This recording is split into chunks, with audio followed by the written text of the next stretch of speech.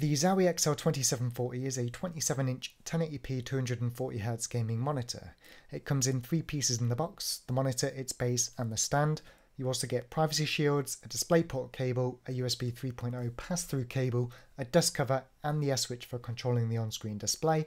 It's straightforward to put together. You simply screw the stand into the base, and then the monitor that is 100 by 100 VESA compliant will simply slot on top and can be released at any time at the push of a button. Now in terms of its aesthetics, it might as well be identical to the recently reviewed XL2546, only bigger.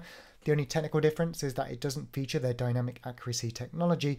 Otherwise, it has all the usual Zowie features you've come to expect, including picture presets, AMA for controlling pixel response times, instant mode for reducing input lag, Black Equalizer for lighting up those dark areas without heavily affecting other areas of the image, and color vibrance to help make things pop.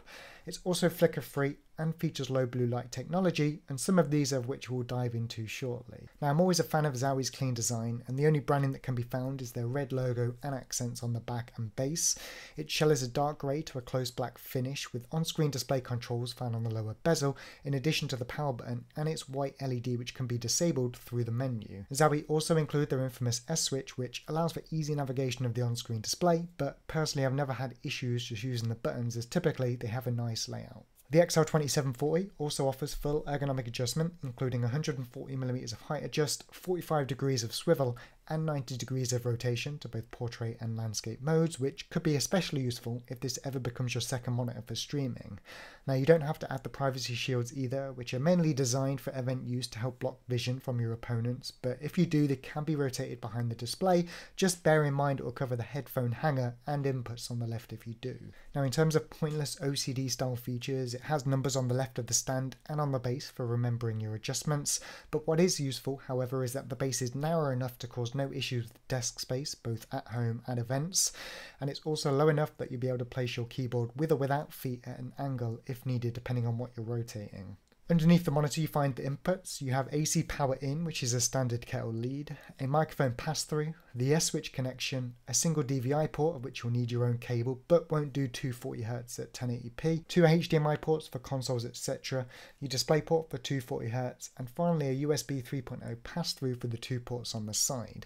There you'll additionally find a headphone and microphone jack for your headset, a headphone hanger, and a Kensington lock for additional security at LAN events. In all, this is very much a Zowie screen through and through, and with that in mind, let's have a look at how you can customize the monitor from game to game.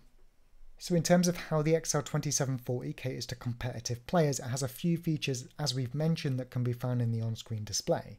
Firstly, you can set up various picture modes and store them under the Gamer 1 to 3 presets. These are then quickly accessible by the S-switch and would allow you to have different settings on a per use case basis. So maybe standard picture mode for desktop, and then 3 for games, be it Counter-Strike, Quake and Battlegrounds, or maps, Dust 2, Nuke and Mirage. These might not necessarily represent colour accuracy once you've finished as such, but they could help you identify your opponent better. Now, I'd recommend mimicking the standard mode for all gamer presets and working from there. Traditionally, this has always offered the best image quality on a BenQ display, and here it's no different. You'll also definitely want to set AMA to high across the board for the most optimal pixel response times, i.e. least ghosting, and in all honesty, it's by far the most impressive implementation on a Zowie screen to date. There's no semblance of overshoot and the image is crystal clear and sharp, and don't forget in that respect to turn on instant mode to remove any additional signal processing delay, aka make it immediately responsive to your mouse input and ensure that tracking enemy model directional changes will never be a problem. From there though, it's really personal preference, with the 2 standout features being Black Equalizer and Color Vibrance. Black EQ is designed to lighten up those darker areas without heavily affecting other colours in the image, whilst Color Vibrance is essentially Zowie's take on digital vibrance from the NVIDIA control panel and will go from grayscale to extremely oversaturated. Both are competitive player favourites, and I thoroughly recommend mixing the 2 on a per use case basis, and I often change it even from map to map in games like Counter-Strike, so being able to quickly access it via the buttons on the front or the S-switch is useful. In all though, there's a reason why Zowie screens are often recommended or demanded at events. It's not necessarily because they're faster or more responsive than the competition, because today most companies have a fast gaming monitor. Instead, they have the baseline set of features that players have come to expect, allowing them to replicate their home setup at events in order to feel more comfortable, and you get that here with Zowie.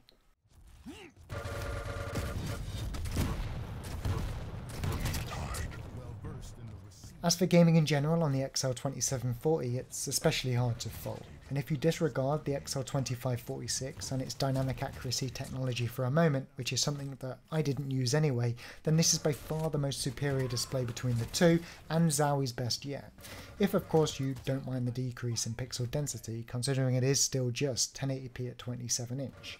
This is a screen I can thoroughly recommend to any competitive player though, and the amount of customization you get, with the ability to quickly change things like black EQ and colour vibrance on the fly, will definitely make it the complete package for a lot of people out there. Input lag and pixel response times are as fast as ever, and gaming at 240Hz has to be experienced to really appreciate the benefits it can offer with the sharper and more clear image. I had absolutely no issues in games like Quake and Counter-Strike, and it's one of the most enjoyable screens I've played on to date when outputting the FPS. But with that said though, it's really not that simple. You'll still need a pretty beefy computer to output the frames required to hold anywhere near 240 outside of Counter-Strike and Overwatch, because otherwise what's the point in buying into the refresh rate if you can't output the frames? I'd also have liked to have personally seen Nvidia G-Sync at 240Hz, considering the reduction in input lag by outputting over 240 FPS, unlocking it in games like Counter-Strike is pretty much irrelevant beyond that point anyway. And the games where you can't, well, G-Sync would help offset some of the heartbreak, and I can tell you for sure I hold nowhere near 240 in Battlegrounds. There's also the fact that it's not 1440p, and I can't say I didn't notice a drop in quality, not to mention my desktop productivity certainly declined with the reduction in desktop estate.